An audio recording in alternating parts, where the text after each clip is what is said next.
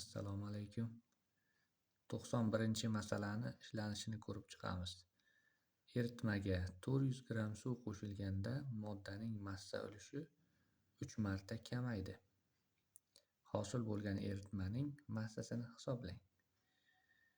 Demak, eritmaga suv qo'shilganda erigan moddaning massa ulushi 3 marta kamayishi, bu eritmaning massasi ham 3 marta oshganligi hisobiga bo'ladi. Demak, eritmamizni massasini biz x deb belgilaymiz.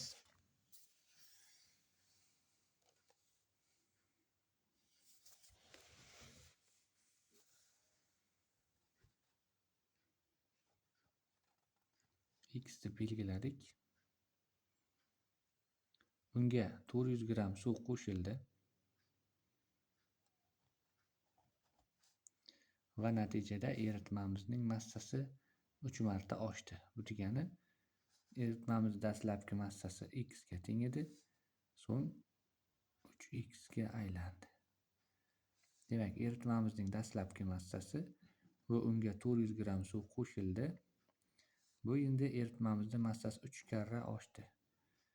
Bu tenglamadan x ni topib olamiz.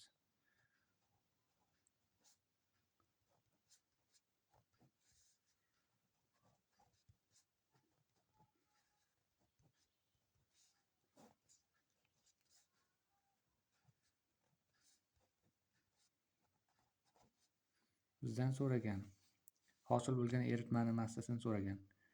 Demak, hosil bo'lgan eritmamiz 200 gramm eritma, dastlabki eritma, unga 400 gramm suv qo'shildi.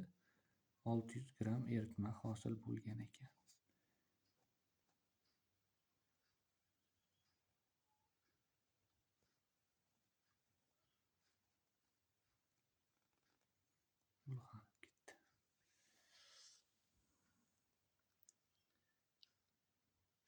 Demak, C javob to'g'ri bo'lyapti.